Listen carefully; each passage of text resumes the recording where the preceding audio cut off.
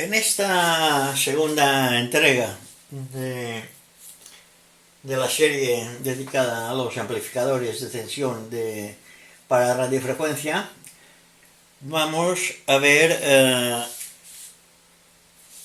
unos temas que dejamos aparcados en la lección anterior. La primera que vamos a ver va a ser los osciladores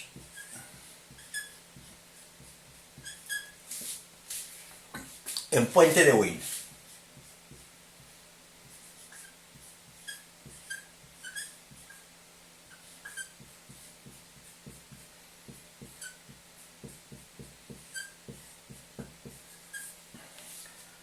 Importantes. Lo segundo que veremos serán los osciladores a transformador.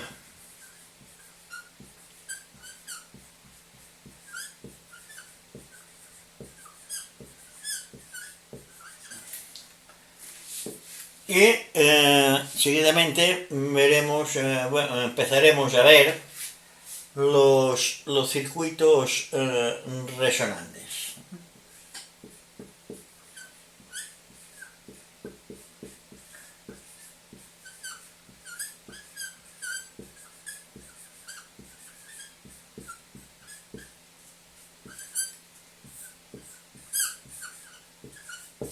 Parte primera, porque dependiendo del tiempo que nos lleve estos temas, los acortaremos o los alargaremos en función del tiempo, porque me interesa mucho que sepáis cómo vamos a hacer el montaje, o sea, las prácticas. Vamos a hacer una práctica que va a ser un montaje de un medidor de ESR. Pero bueno, por esto no nos vamos a basar solamente en decir, bueno, vamos a montar esto, se monta así y ya funciona. No, vamos a ver el porqué del ESR, de lo importante que es,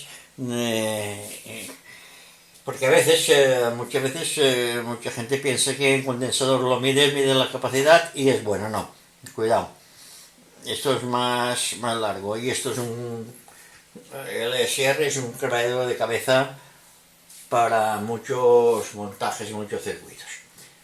Pues bueno, esto es la parte teórica que vamos a ver, y ya digo, irá en función de lo que nos dure este. Seremos lo más breve posible dentro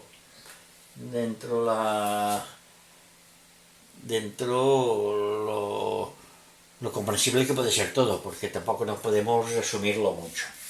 Pero bueno, los circuitos resonantes, como es un tema bastante extenso, lo podemos dividir en varias partes, ya veremos, ¿eh? Esto queda en interrogación. Y luego tenemos, por otra parte, veremos en el segundo montaje, en el montaje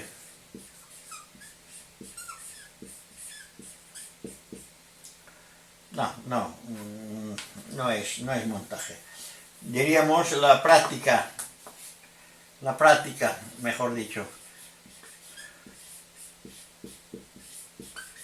la práctica segunda, veremos la manera de hacer un medidor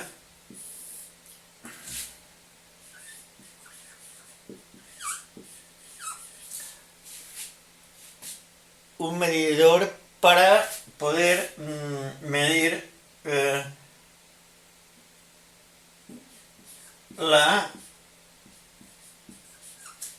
resistencia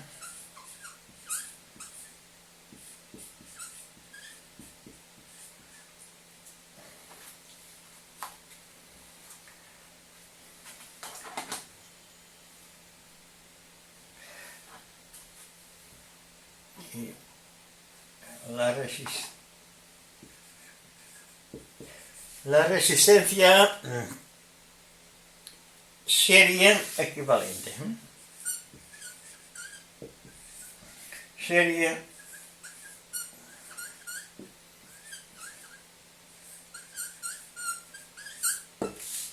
la resistencia serie equivalente, que esto viene a ser el ESR. Cuidado con esto, porque ya os digo, muchas veces se me ha planteado, el condensador me da bien la capacidad, pero cuidado, la resistencia serie equivalente es un factor muy importante, sobre todo en los condensadores electrolíticos. Eso lo veremos más adelante.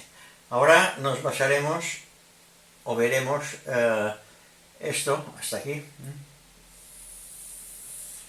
Y luego ya veremos todo ese tema, que le daremos un apartado aparte. Por eso os digo que me interesa mucho hacer hincapié mucho más en este tema que expandir esos, porque estos los podemos resumir o los podemos hacer más adelante. Pero en la práctica de montar este medidor, pues tendremos antes de montarlo que ver cómo es y cómo funciona el tema de la ESR. Pues ahora lo que vamos a hacer es empezar a ver los osciladores en puente de Wien.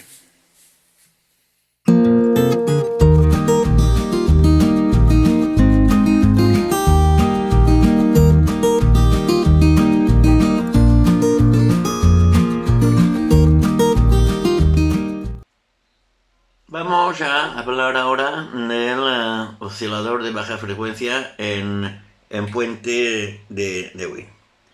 En primer lugar, en estos esquemas, lo primero que destaca es que este oscilador comprende dos tubos y que por consiguiente puede considerarse derivado de un amplificador de 2 pasos a cuya entrada vuelve a llevarse su tensión de salida VS. Esta tensión de salida la llevamos otra vez a la entrada a través del puente este. La tensión retrocedida de la salida se aplica al circuito encerrado en este rectángulo, puesto que se trata de un circuito llamado en puente de Wien. El oscilador recibe el mismo nombre. La tensión VS se subdivide entre los grupos RC sub 1 y RC sub 2. O sea, entre la larga del tubo V1 y masa se obtiene la tensión VR. La tensión VS se subdivide, por otra parte, entre las dos resistencias R1 y R2. De manera que en los terminales de la resistencia R2 se obtiene la tensión VC, aquí, que queda aplicada entre el cátodo del tubo V1 y masa. Para ver mejor el funcionamiento del oscilador hay que ver el esquema este de aquí.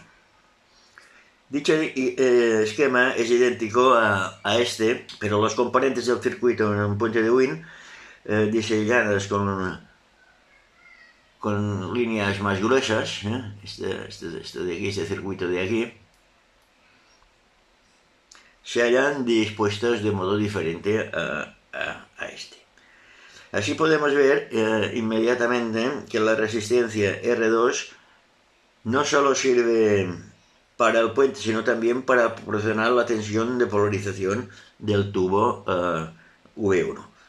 por estar conectada precisamente entre el cátodo de dicho tubo y masa, mientras que la resistencia R sub 2 hace también de resistencia de reja para el mismo tubo V sub 1, por estar conectada entre su reja, de la rejilla y masa. De aquí. Observamos también que la resistencia R1 y R2, esta, constituyen un circuito de contrarreacción, idéntico al que vimos en la lección anterior para un amplificador de dos etapas, y que por lo tanto la tensión VC obtenida entre el cátodo del tubo V1 y masa origina la reacción negativa. Los grupos RC sub 1 y RC sub 2 constituyen en cambio un circuito de reacción positiva, puesto que la tensión VR, que por medio de aquello se aplica a la reja. Los grupos R sub 1 y R sub 2 constituyen en cambio un circuito de reacción positiva, puesto que la tensión VR, que por medio de aquello se aplica a la reja del tubo V sub 1, se halla en fase con la tensión VS, y como ya vimos, en la pasada lección. La tensión VS sirve pues tanto para producir una reacción positiva por medio de la tensión VR como una reacción negativa por medio de la tensión VC. Las tensiones VR y VC, por ser una parte de la tensión VS, poseen evidentemente la misma frecuencia y además se hallan en fase entre sí. Si esas tensiones tuvieran la misma amplitud, compensarían recíprocamente sus efectos y el oscilador se convertiría o se comportaría como si no se aplicase tensión alguna en el tubo V sub 1. En efecto, durante la semionda positiva de la tensión VR, o sea, la tensión aumenta el potencial de la reja, pero también aumenta y en la misma medida el potencial del cátodo a causa de la tensión V. Por lo que la tensión entre la reja y el cátodo no varía exactamente como si no se hubiese aplicado la reja tensión alguna.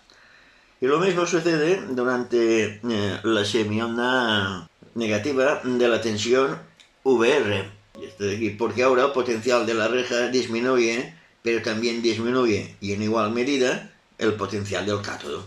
Y asimismo, a causa de la tensión VC, y por consiguiente la tensión entre reja y el cátodo, también permanece constante, como vemos aquí en este dibujo. Para que el circuito pueda funcionar como oscilador, es preciso que la tensión VR que origina la reacción posea mayor amplitud que la tensión VC, que produce la contrarreacción. En tal caso, el oscilador funciona como si se aplicara a la reja del tubo V sub 1 una tensión igual a la diferencia entre la tensión VR y la tensión VC, puesto que esta tensión se halla en fase con la tensión VS. Escogiendo adecuadamente el valor de los componentes del puente de Wien, puede conseguirse que la tensión igual a la diferencia entre las tensiones VR y VC, o sea, que posean la misma amplitud necesaria para producir a la salida, después de su amplificación por los dos tubos, la tensión VS, con la amplitud requerida para mantener en funcionamiento el oscilador. En la práctica, en lugar de la resistencia R2 conectada entre el cátodo del tubo V sub 1 y masa, se utiliza con frecuencia una bombilla de incandescencia con un filamento normal, esos de tungsteno, cuya resistencia varía considerablemente al variar la corriente que lo recorre. Con este procedimiento puede hacerse muy estable el funcionamiento del oscilador, manteniendo constante la amplitud de la señal generada, aunque cambie la ganancia de los tubos. Y en efecto, cuando aumenta la ganancia, por lo tanto la tensión de salida, aumenta también la corriente, que esta tensión hace pasar por las dos resistencias R1 y R2, que son dos resistencias, como veis, que están conectadas en serie entre sí. Si en lugar de la resistencia R2 se hallase la bombilla que hemos mencionado, la mayor corriente que la recorre determinará un aumento de la resistencia de su filamento y por tanto una mayor caída de tensión en sus extremos. Puesto que la tensión existente entre los extremos de la bombilla constituiría la tensión VC, que sirve para conseguir la contrarreacción, su aumento hace más eficaz dicha contrarreacción y por lo tanto reduce la ganancia, llevando la tensión de salida al valor requerido. Y viceversa, cuando disminuye la ganancia, por consiguiente la tensión de salida disminuye también la corriente que recorre la bombilla, en cuyos extremos se producirá una caída de tensión menor. Y como consecuencia de la contrarreacción debida a esta tensión, esta tensión resulta menos eficaz y aumenta la ganancia, llevando la tensión de salida también en este caso al valor requerido. En lo que respecta a la frecuencia de la señal generada, hemos de tener en cuenta que así como el circuito de contrarreacción solo comprende las resistencias R1 y R2, el circuito de reacción incluye además de las resistencias R1 y R2 los condensadores C1 y C2, que originan un desfasamiento distinto según la frecuencia. Y por lo tanto, mientras que la tensión VC resulta en fase con la tensión VS, cualquiera que sea la frecuencia de esta última, la tensión VR solo queda en fase con la tensión VS para una determinada frecuencia que depende del valor de los componentes de los grupos R1 y R2, de estos dos grupos, condensador de resistencia R y C1 y condensador de resistencia R2.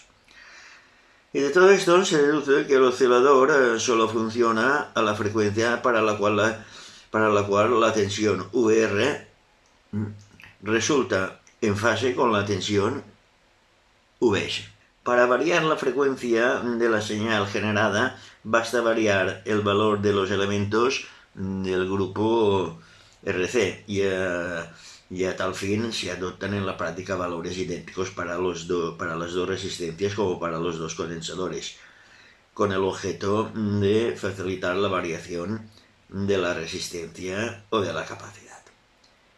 Los dos tipos de osciladores de baja frecuencia que hemos visto hasta ahora se denominan también osciladores RC, porque sus circuitos de reacción comprenden resistencias y condensadores. Bueno, y esto es todo en cuanto al oscilador de baja frecuencia. Ahora veremos el oscilador a transformador.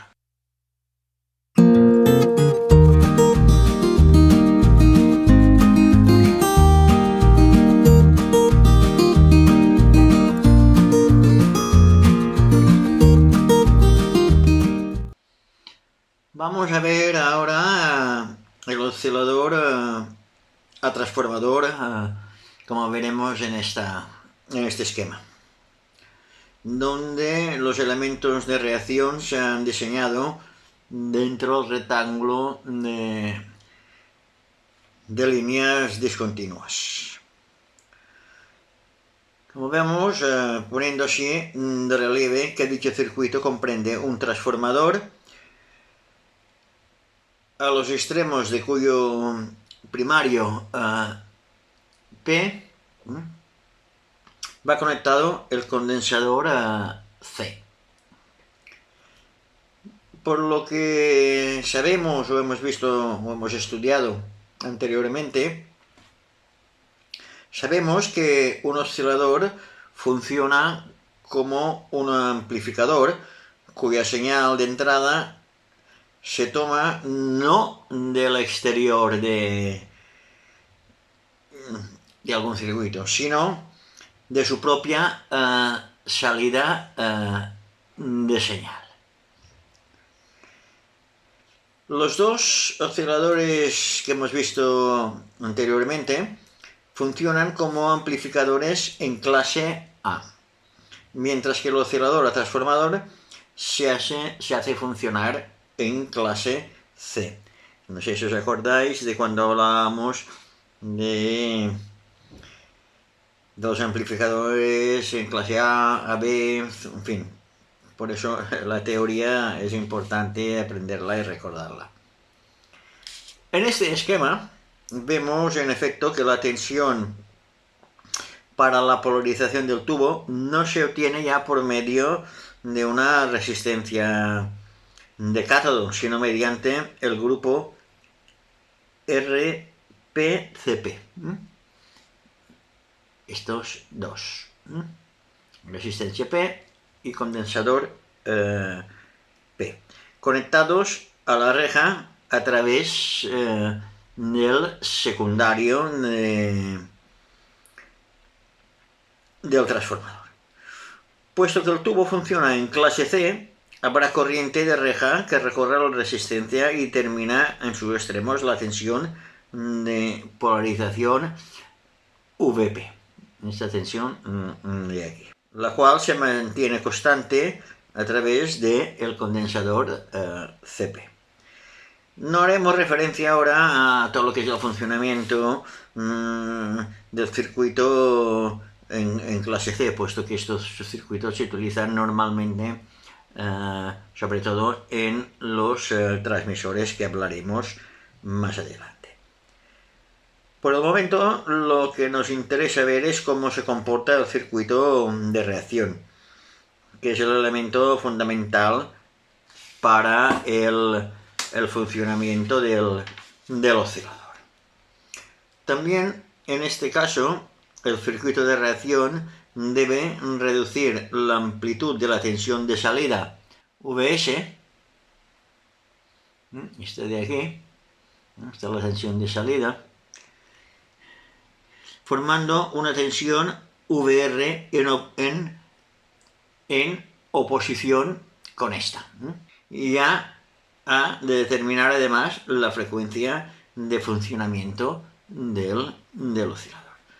Puesto que el circuito de reacción comprende un transformador, es suficiente elegir adecuadamente su relación de transformación para conseguir en los extremos del secundario la tensión VR con el valor preciso para mantener en funcionamiento el oscilador. Y por otra parte, la tensión VR suministrada por el secundario resulta en fase o en oposición con la tensión Vs según se hayan efectuado las conexiones en los extremos de dicho secundario, porque si las dos tensiones no estuviesen en oposición como se requiere para lograr el funcionamiento del oscilador, bastará intercambiar los dos extremos del secundarios conectando a la reja del tubo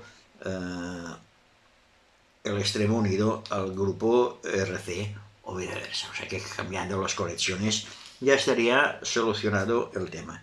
Por lo que atañe a la frecuencia de funcionamiento, esta la determina el primario del transformador y el condensador C, como es lógico, conectado aquí a esos extremos. Y para ser más precisos, la frecuencia depende de la inductancia, del arrollamiento y de la capacidad del condensador. Y estos dos elementos, dotados de inductancia el uno y de capacidad el otro, constituyen un circuito resonante, cuya importancia en radiotecnia es enorme, por lo que vamos a ver seguidamente.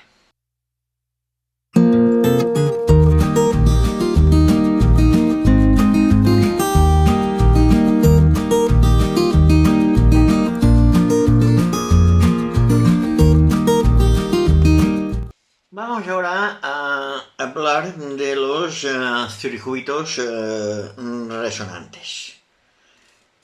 Que ni decir tiene que la considerable importancia de los circuitos, estos resonantes, se debe sobre todo a su empleo en el campo de radiofrecuencia, ya que dichos circuitos constituyen los elementos indispensables para el correcto funcionamiento de las etapas de radiofrecuencia de todos los aparatos de radio.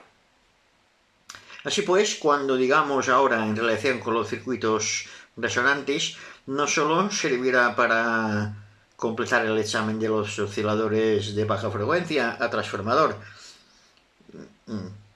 que ya dicho de paso pueden considerarse un caso particular de aplicación de dichos circuitos, sino que nos será de gran utilidad, sobre todo para comprender el funcionamiento de los amplificadores y osciladores de radiofrecuencia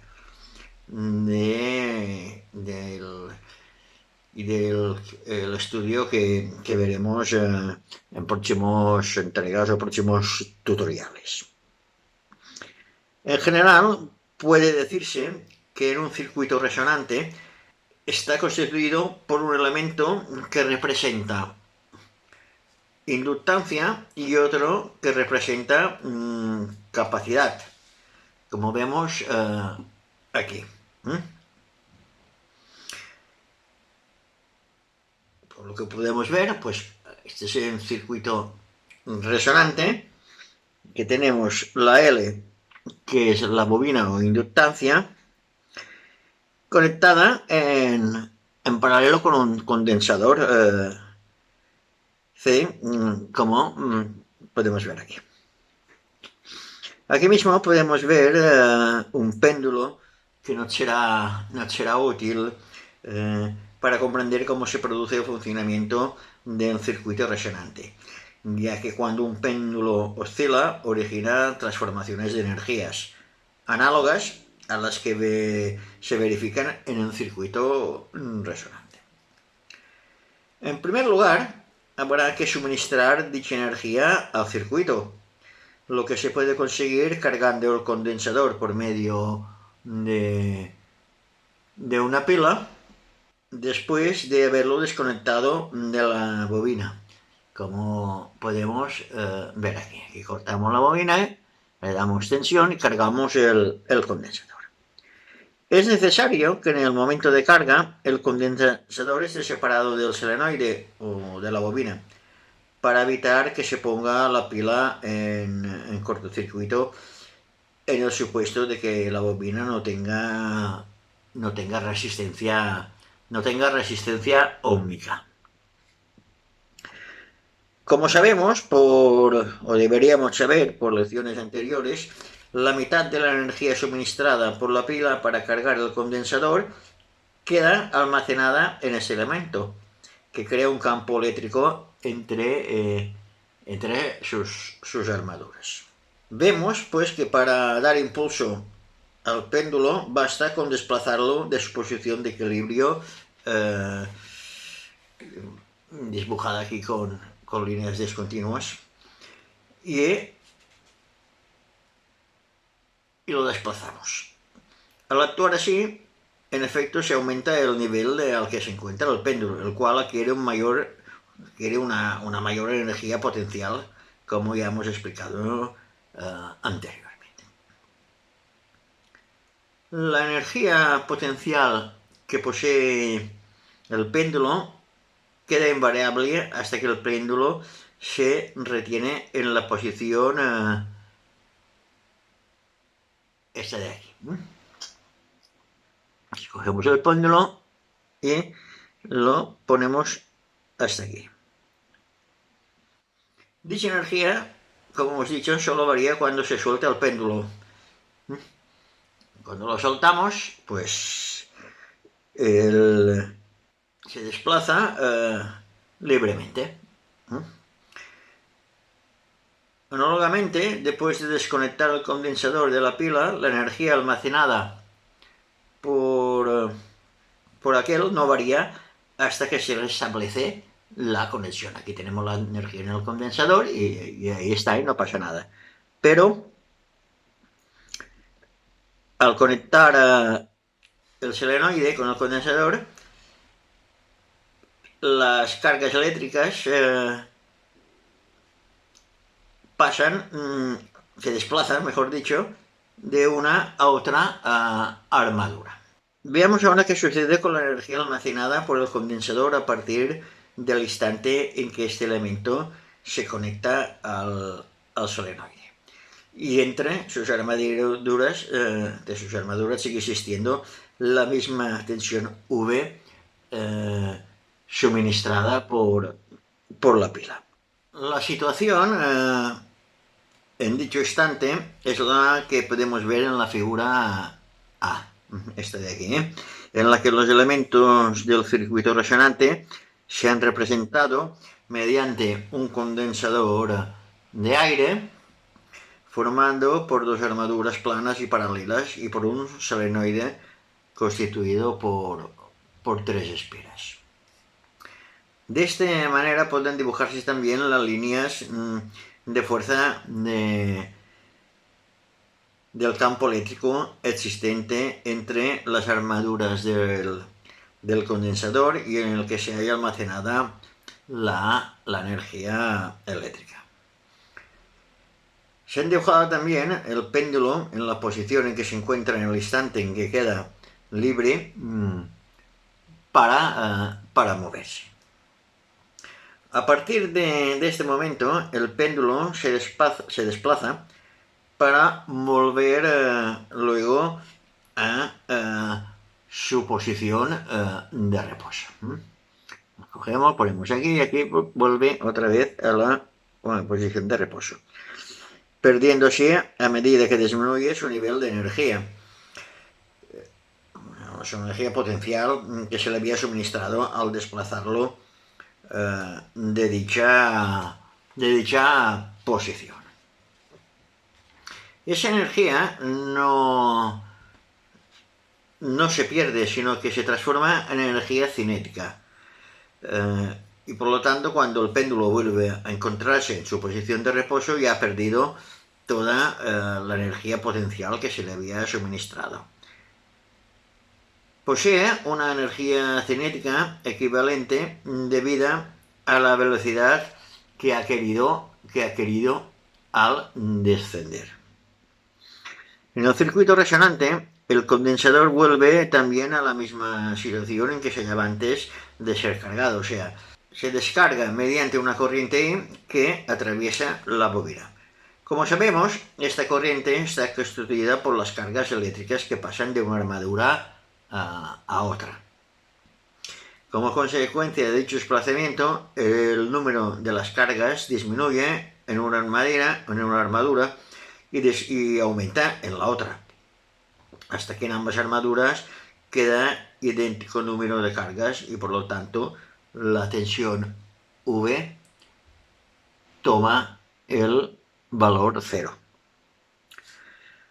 Al anularse la tensión, desaparece también el campo eléctrico del condensador y por lo tanto la energía almacenada en dicho campo, como podemos ver aquí, está aquí en donde la hemos dibujado con estas líneas. Al anularse la tensión, desaparece también el campo eléctrico del condensador y por lo tanto la energía almacenada en dicho campo, como podemos ver aquí en la figura B, esta de aquí, como vemos, no se han dibujado ya las líneas de fuerza entre las armaduras.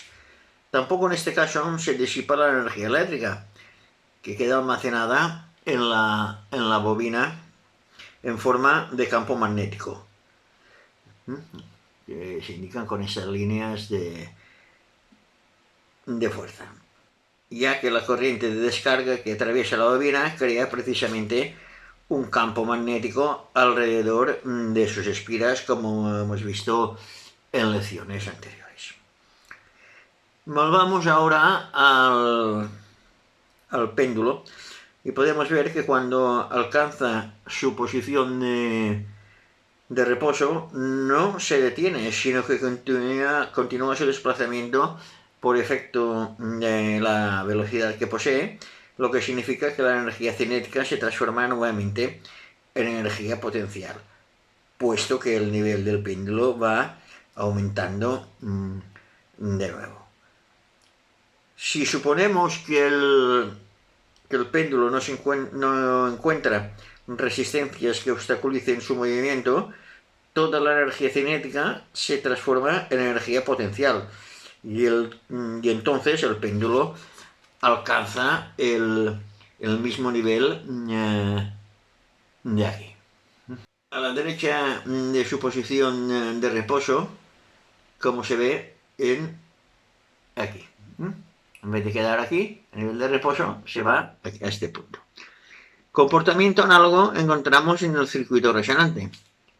O sea que, en efecto, así como el péndulo no pierde su energía cinética al recuperar la posición de reposo y por consiguiente continúa desplazándose con una velocidad de la que depende precisamente de su energía cinética.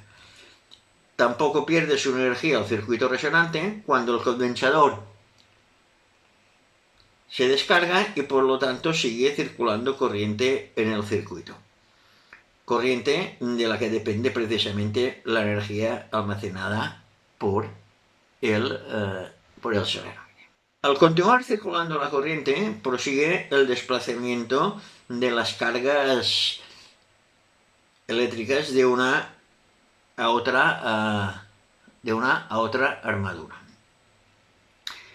por lo que se origina un aumento de las cargas en la armadura, hacia la cual se dirige la corriente y la disminución correspondiente a la otra armadura. Esto significa que entre las armaduras se establece de nuevo una tensión V y por lo tanto un campo eléctrico en el que otra vez se almacena energía. Y también en este caso se verifica una transformación de energía, puesto que en el condensador se almacena energía eléctrica a expensas de la energía magnética del solenoide. Al igual que la energía cinética del péndulo se transforma de nuevo íntegramente en energía potencial, la energía magnética se transforma también totalmente en energía eléctrica. Cuando tal cosa se verifica, se anula el campo magnético del solenoide, la corriente toma el valor cero, mientras que la tensión reasume el valor que tenía en el momento considerado aquí. La situación en que se halla el circuito resonante puede representarse, por lo tanto, como vemos aquí, que es semejante a esta de aquí, con la única diferencia de que ahora las polaridades de las armaduras del condensador resultan invertidas. Aquí van en este sentido y aquí van en el otro. Este cambio de polaridades entre las armaduras corresponden al de la posición asumida por el péndulo con respecto a su posición de reposo. En efecto, mientras que en la figura de aquí el péndulo se encuentra a la izquierda de dicha posición, aquí se encuentra a la derecha. Cuando el péndulo alcanza la posición esta, al haber perdido toda su energía cinética, su velocidad resulta también igual a cero, por lo que el péndulo se para tornando inmediatamente hacia la izquierda y volviendo a pasar por la posición de reposo. Y en la que toda la energía potencial suministrada se ha transformado una vez más en energía cinética, lo que le permite volver a alcanzar la posición de partida indicada aquí, en la cual adquiere de nuevo toda su energía potencial. Y análogamente, el condensador, inmediatamente después de que la tensión UV entre sus armaduras ha recuperado su valor que tenía en el instante considerado aquí, comienza a descargarse originando una corriente I que, al tener que dirigirse a la armadura positiva hacia desde la armadura positiva hacia la armadura negativa, posee el sentido que vemos aquí, o sea, inverso a este. Aquí se descarga el condensador y aquí se descarga el solenoide. Bueno, pues hasta aquí esta primera parte del tema de los circuitos resonantes. Vamos a aparcar el tema aquí y en la próxima entrega ya seguiremos hablando de estos circuitos resonantes y ya entraremos también en la parte de lo que son los amplificadores de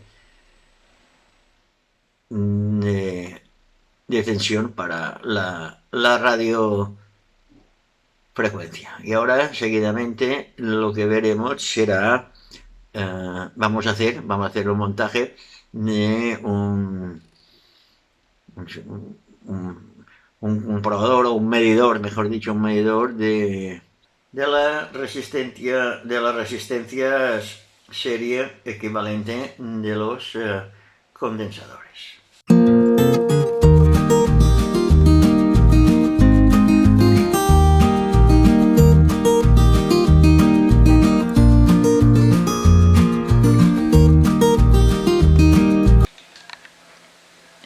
Vamos ahora a comentar brevemente lo que es el factor ESR. El factor ESR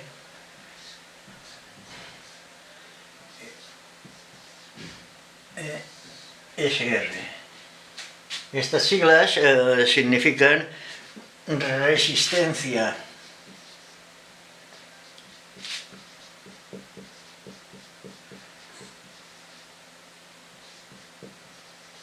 serie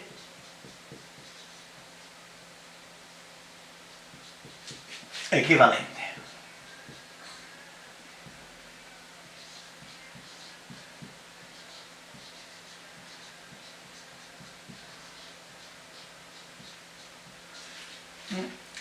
En inglés, equivalent serie resistance. Los condensadores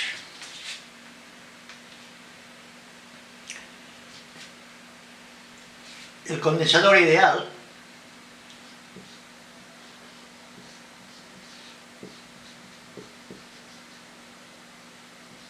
sería este.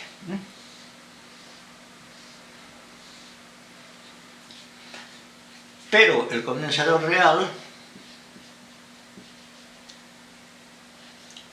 es este.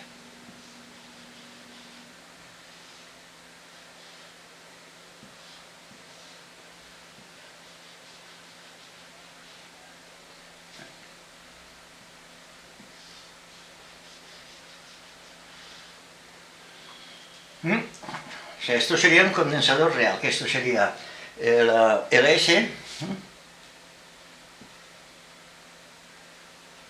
sería CA, sería resistencia paralelo y resistencia serie.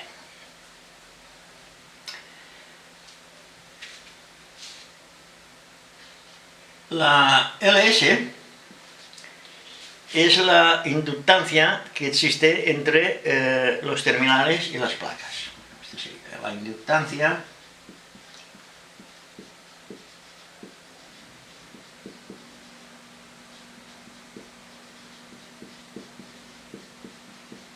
entre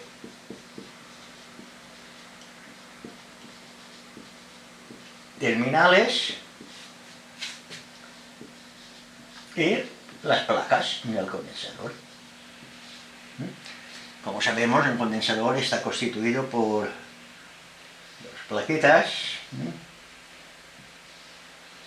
y sus terminales. Y aquí va el diámetro, donde tenemos CA. CA es la capacidad del condensador.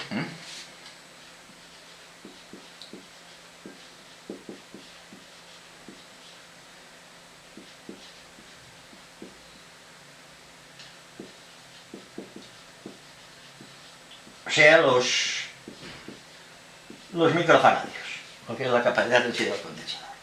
Luego tenemos la resistencia paralelo, que la resistencia paralelo son las pérdidas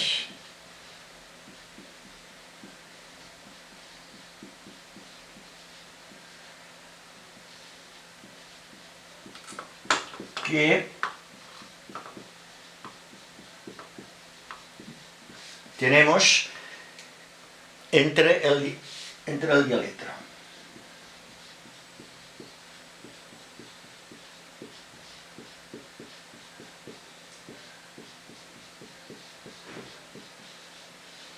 Y por último tenemos la resistencia serie, que esta es la que nos da la tabarra a nosotros, nos proporciona verdaderos de cabeza. Y la resistencia serie es la suma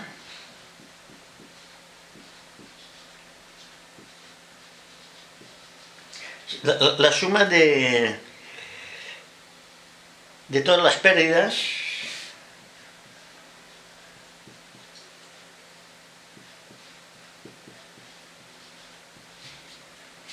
existentes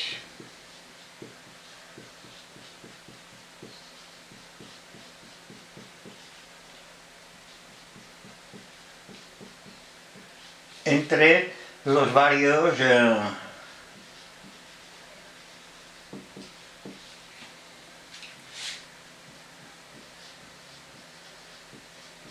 elementos, como pueden ser pues los terminales,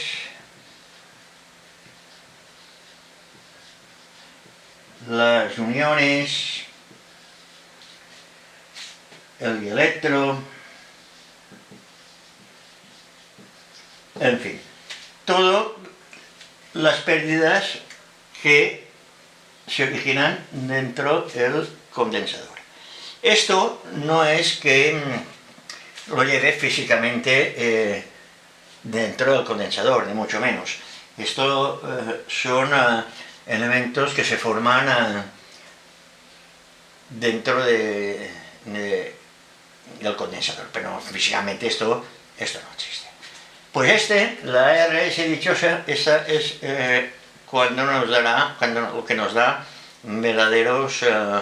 verdaderos problemas. Estos condensadores, ¿qué pasa? Que con el tiempo pues se deterioran, por varias razones que ahora veremos, y pierde sus características. Y al perder las características aumenta la RS. Y ahora veremos qué ocurre cuando aumenta la RS.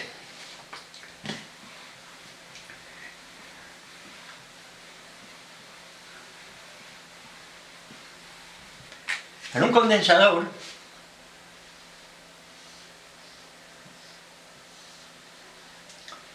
si le aplicamos una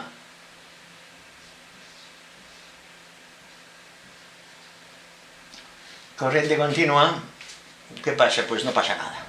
No pasa nada porque el condensador, la corriente continua, bueno, hay La curva sería esta, aquí hay un pico y ya está. Y no pasa nada. O sea que en corriente continua el condensador trabaja, se opone al paso de la corriente, no deja pasar la corriente en corriente continua. Pero, ¿qué pasa cuando le aplicamos corriente alterna?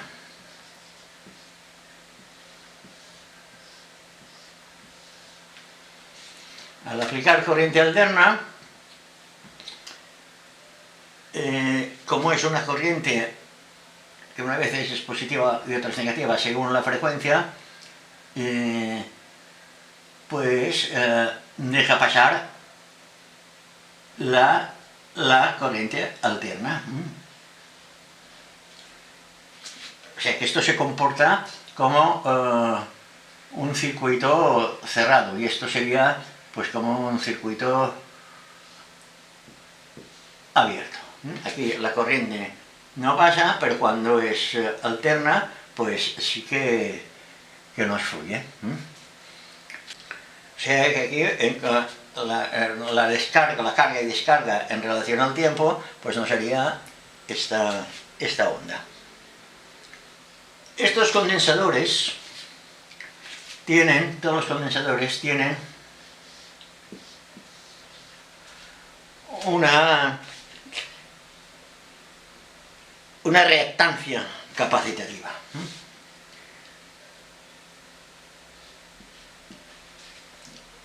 XC. Sabemos, o tenemos que saber, que ya lo hemos estudiado, que la reactancia capacitativa es 1 entre el omega por la frecuencia. ¿Qué es omega? ¿Cómo se obtiene el factor omega? El factor omega es 2pi por la frecuencia. O sea, con esto, ¿qué nos venimos a decir? Que la frecuencia nos influye mucho en los condensadores. Pero bueno, esto ya es otro tema. ¿Qué factores son los que afectan al ESR? Al ESR le afectan pues varios factores. Le afecta, en primer lugar, le afecta la capacidad, como es lógico.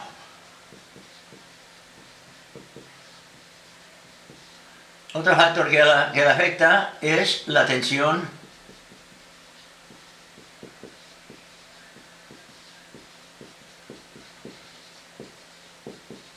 de trabajo. Otro factor que le influye bastante, la temperatura.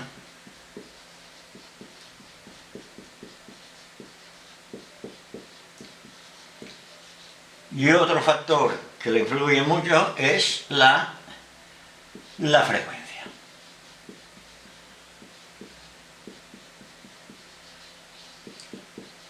Estos son los 4 factores que influyen sobre la resistencia serie equivalente.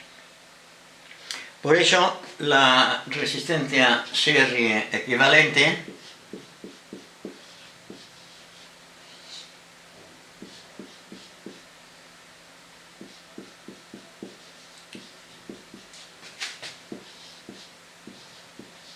tiene que ser la más baja posible. Y ahora veremos el por qué tiene que ser la más baja posible. Porque cuando sube la la frecuencia, o sea, a más frecuencia, menos reactancia.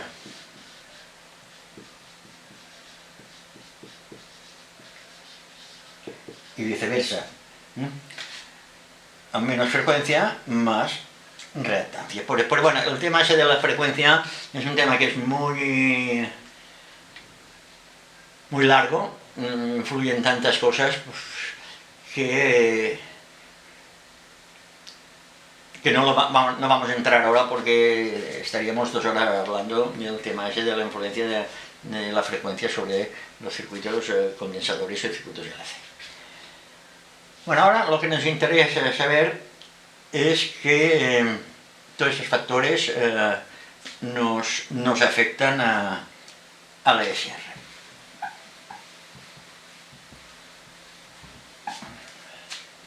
¿Qué pasa si tenemos circuito con un condensador? Pues cuando tenemos el factor SR muy alto, es como si pusiésemos aquí una resistencia. Imaginaos que aquí tenemos un condensador con una reactancia, no sé, de 2 ohmios.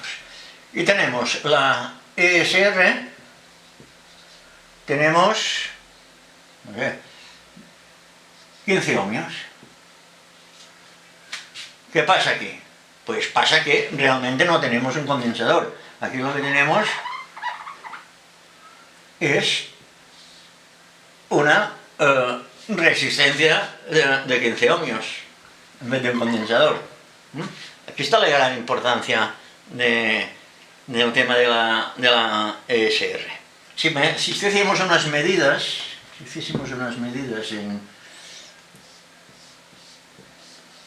en un condensador, tendríamos que cuanto más tensión tengamos, si medimos, cuanto más tensión tengamos aquí en el condensador, menos ESR tendremos. Porque si fuese un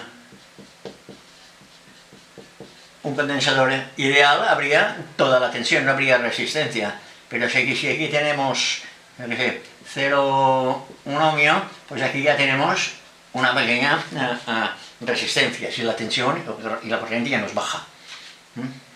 Por eso a veces la gente dice, bueno, yo tengo un condensador, sobre todo en filtrajes, tengo un condensador que tiene la capacidad de estar bien, pero cuidado, si tenemos la capacidad que es buena y tenemos una SR muy grande, el filtraje, si tiene que hacer un filtraje, una cosa así, nos hará un filtraje, una cosa así. Entonces ya no nos va a filtrar más, tendremos menos tensión a la salida del filtro, ya nos va a variar, o sea, que el tema es este. ¿Cómo podemos medir esto? Pues esto, hay unos aparatos que venden por ahí, que son los Capachecks, son aparatos que miden capacidad, miden SR, miden conductancia, miden impedancia, te lo miden todo, son caros. Luego hay esos de los chinos, yo tengo uno, que te da un valor ESR, pero es un valor, el valor ESR no es que sea una medida en concreto, es una equiparación, se equipara a unos parámetros. O sea, condensadores, no hay condensadores buenos ni condensadores malos, o menos malos, o casi malos, o más buenos, no. El condensador o está bien o está mal, o sea, o es bueno o es malo. No hay más, no hay nada, no hay un condensador que esté regular, no. ¿Está bien o no está mal? Si está mal, fuera.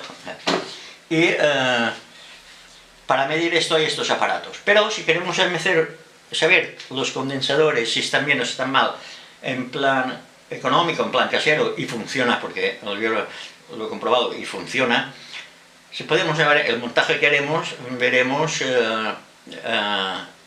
el funcionamiento de este circuito para poderlos comparar. Y los capachés estos lo que hacen es que, aparte de hacer una medición, lleva unos comparadores dentro, lleva unos comparadores con sus circuitos, sus resistencias, en fin. Y cuando compara, le da una tensión, y cuando lo compara, tienen grabadas en sus memorias las tablas ESR, que me imagino que todos conocéis,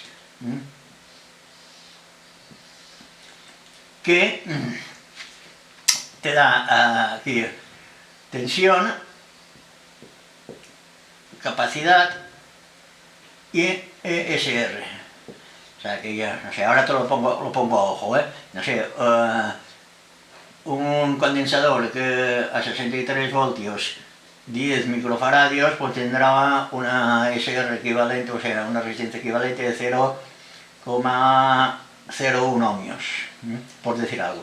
Estas tablas están grabadas y cuando le ponemos tensión al condensador, hace una comparación de los valores y las compara con la tabla y te da la lectura esta de aquí. Y nosotros el circuito que vamos a hacer, bueno, no haremos esto ni mucho menos, porque estos son circuitos ya un poco complicados, y aquí de lo que se trata es de hacer un circuito sencillo, económico y que sirva para saber si los condensadores están bien o están mal. Y funciona bien, o sea, si te dice que está mal, está mal, y si te dice que está bien, está bien. Pero ojo, insisto, después de comprobar la capacidad de un condensador, hay que comprobar la ESR. Bien, y ahora vamos a ver cómo hacemos el circuito este. Vamos ahora a montar el esquema de nuestro comprobador, nuestro medidor de la resistencia serie equivalente. Nuestra famosa ESR. Para ello hemos estado rebuscando en las revistas que yo tenía por aquí, y hemos sacado un esquema de unas revistas de hace mucho tiempo. No sé si era Lector o Circuito Impreso o Resistor, una de estas. Bueno, total, que hemos sacado un esquema y ahora lo vamos aquí a montar para luego comentarlo y hacer las pruebas. Vamos a empezar por poner todos los componentes en nuestra placa.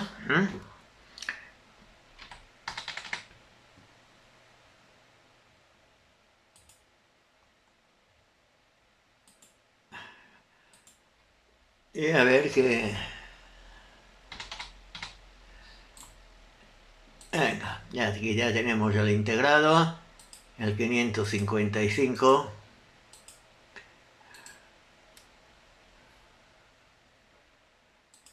Hemos puesto dos veces. Bueno, y así iremos poniendo ahora todos los elementos y iremos haciendo el conexionado. Bueno, pues aquí ya tenemos hecho el circuito del medidor de la resistencia serie equivalente, de la ESR de los condensadores. El montaje, como veis, es súper sencillo, no tiene nada. Este es el clásico circuito del 555 en modo estable, con los valores Esto es de la resistencia R1, R2 del condensador C1, que estos condensadores nos determinan la frecuencia de salida, que en este caso con estos valores que le hemos puesto, pues serán sobre unos 100 kilohercios. El condensador C2 este es de desacoplo, y los diodos estos de 1 y de 2 son de protección. Para que, bueno, estos son los terminales donde conectaremos el condensador para hacer la medición. Y estos son dos diodos de seguridad por si conectamos un condensador y tiene a carga aún, pues que no nos estropee el integrado. Por eso están estos dos condensadores, que no tienen otra finalidad que esta.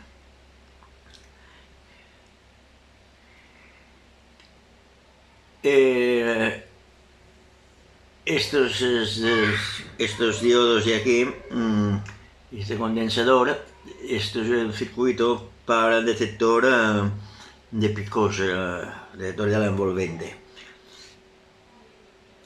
para que nos deje la corriente alterna, no la derive a masa, y nos deje la continua.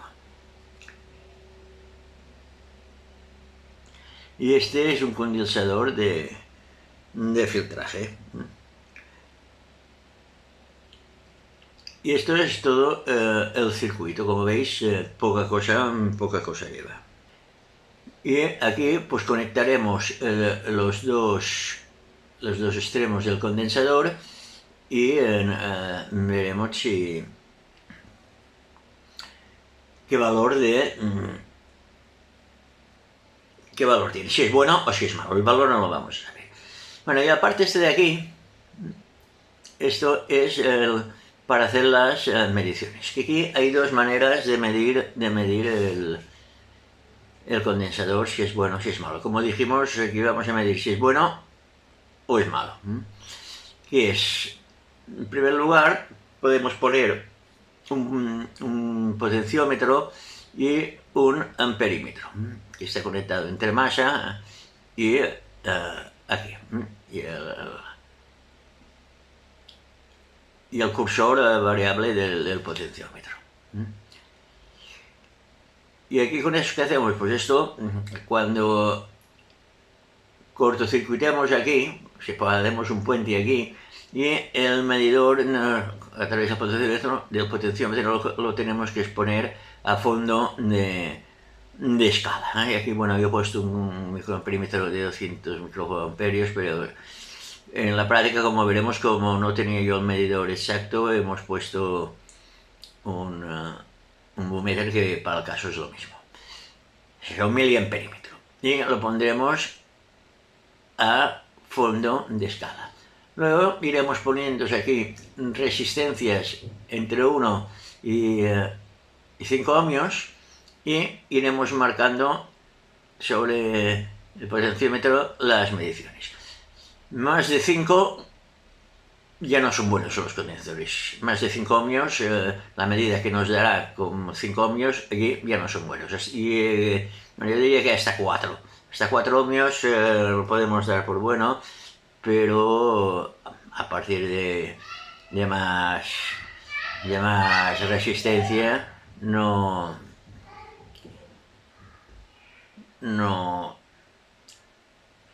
son buenos. Y luego, si no tenemos microamperímetro, pues quitamos el microamperímetro, quitamos el potenciómetro y conectamos un voltímetro también entre masa y la salida. Si eliminamos el potenciómetro y conectamos un voltímetro. Y que haremos lo mismo, pues con un voltímetro podemos medir la tensión que tenemos según el condensador que pongamos. Y medimos, pues serán milivoltios, y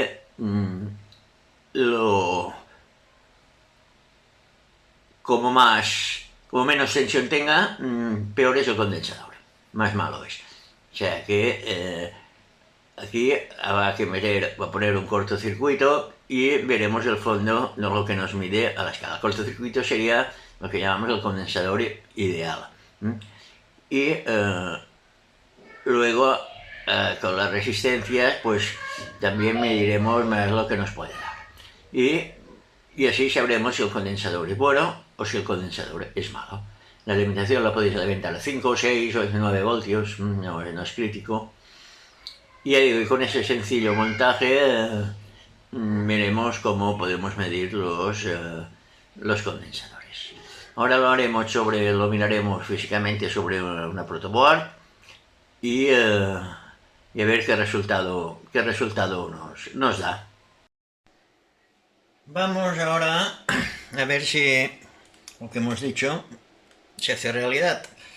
Hemos cogido el esquema, hemos hecho el montaje sobre una protoboard, de esas que siempre tienen malos contactos, porque ya las conexioncillas estas de los cables son muy falsas. Bueno, hemos hecho el montaje. El montaje es esta parte de aquí, este del integrado, el 555, las 4 resistencias, los 4 diodos y los 4 condensadores. Aquí hemos puesto 5 resistencias de un ohmio para hacer el equilibrado del aparato de medida. Aquí tenemos dos cosas. Hemos puesto un voltímetro a la salida antes del potenciómetro y luego, como no tenía miliamperímetro, he puesto un búmeter, y que bueno, que ya le tengo la tensión. Y ahora lo que haremos será, le hemos quitado meter la pantallita que había, esta de aquí, se la hemos quitado, y luego le pondré un papel para hacer las mediciones.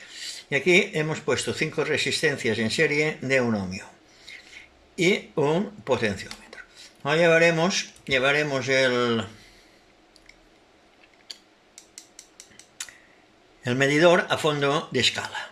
Con el potenciómetro, ¿veis? Esto lo regula y lo llevamos, imagino que lo veréis, a fondo de escala. Aquí al papelito le haríamos una marca. Entonces pondríamos lo que sería un condensador ideal, o sea que es un cortocircuito, si puntearemos los dos terminales donde tiene que ir el condensador y nos marca igual a fondo de escala. Y el voltímetro, pues si apretamos unos... Es que esto es tan falso todo.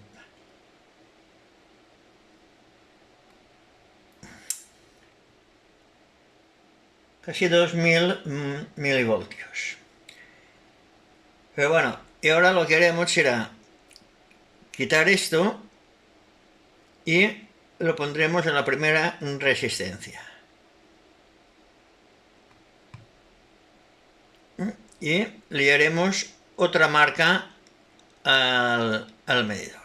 Luego le pondremos a la tercera resistencia y le hacemos otra marca. Y así sucesivamente, si no sale esto de su sitio.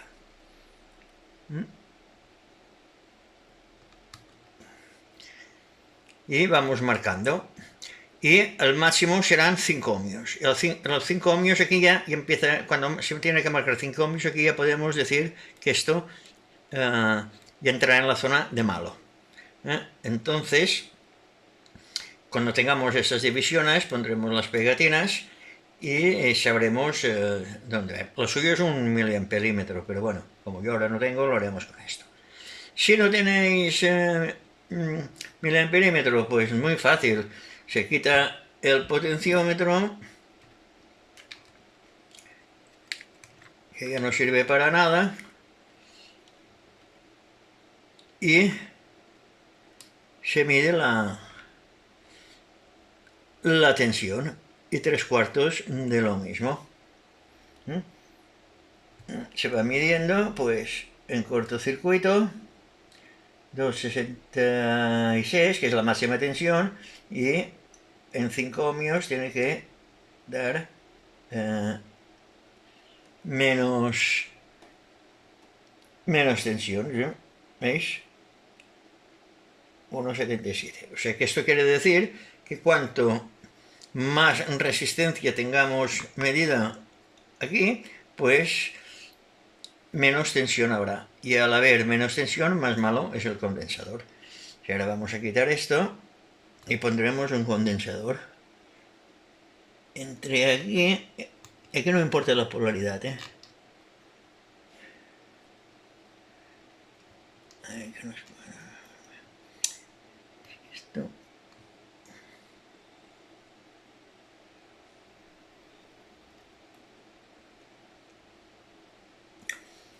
2,4.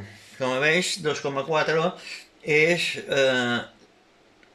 está bien porque está la máxima tensión. Si tuviese menos tensión del máximo que hemos medido con los 5 ohmios, que hemos dicho que era 1,60 y algo, pues no iría bien.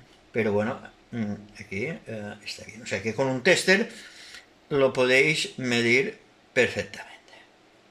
Bueno, pues aquí la prueba está hecha. Aquí tengo otro condensador, pero este está tan espachurrado que yo no sé si lo voy a poder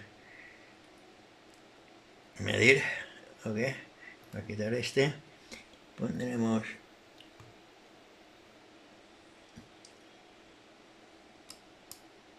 Este da 1,80. Este ya no está tan bien, ¿eh? Este ya está medio cascado.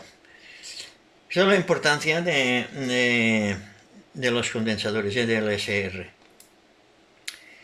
Pues nada, como veis esto funciona. Ya digo, esto mejor si tenéis un miliamperímetro. Pero yo como no tenía, le hemos hecho la prueba con esto, como habéis visto.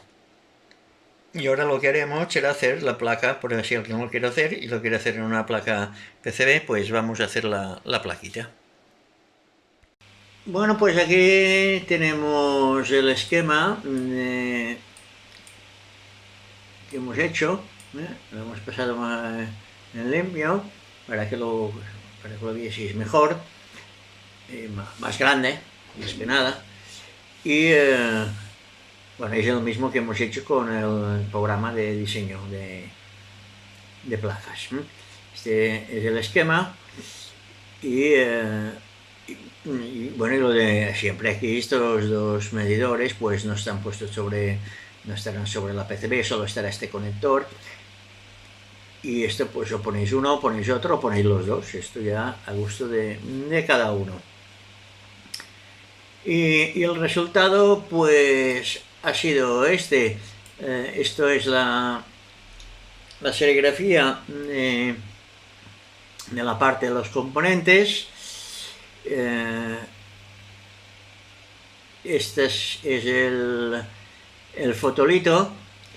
Todo esto lo voy a dejar yo, tanto la serigrafía como el fotolito lo voy a dejar también en la información técnica con formato PDF a tamaño real para que lo podáis hacer. Es una plaquita muy pequeña, ¿eh? No tiene problema. Y eso lo podéis hacer. Esto si lo queréis hacer con planchado, lo hacéis con... Yo esto lo imprimo en acetato transparente y me sirve para las dos cosas. Si lo quiero para hacer la emulsión que yo hago, la que utilizo siempre, que ahora lo diré, utilizo este. Y si no, pues con cualquier programa, el mismo PDF, lo giráis, o sea, le hacéis el efecto espejo, lo imprimís en un papel con una impresora a láser y podéis hacerlo por el sistema de planchado. Yo no lo utilizo, yo utilizo el sistema que ahora os voy a comentar. Y luego tenemos aquí la imagen de cómo más o menos puede quedar la placa en 3D. Como veis es una placa muy pequeñita, el potenciómetro está puesto, este es azul, está puesto encima de la placa porque esto cuando esté ajustado, esto ya no no es una cosa que se tenga que utilizar cada vez. O sea, cuando está ajustado y punto. Los conectores de la entrada de tensión, salida de las configuraciones de los medidores y del condensador. Bueno, y para hacer la placa, pues ya sabéis todos el sistema cuál es. Primero con la insoladora, bueno, yo lo hago así porque yo utilizo placas positivas y no utilizo el sistema de planchado.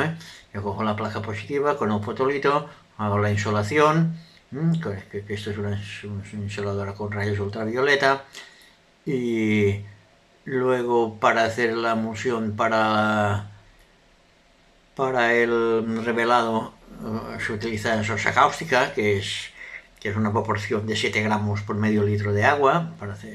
Y luego tenemos que para el revelado. Y para el decapado, pues una parte de sal fumar, una parte de agua oxigenada de volumen 110, muy importante, y una parte y media de agua. Esto es el revelado, como está revelando, y este es ya cuando ha decapado. Y esto es una placa terminada.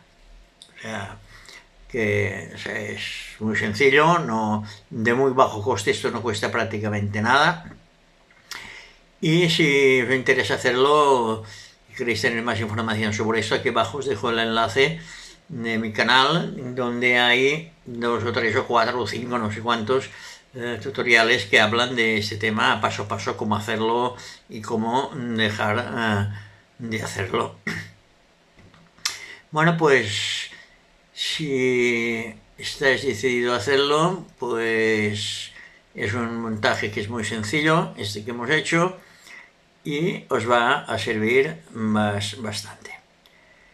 Pues nada, espero que os guste, un abrazo y será hasta la próxima entrega, que ya hablaremos y seguiremos hablando de los amplificadores de tensión para radiofrecuencia, que es un tema muy, muy interesante. Hasta la próxima.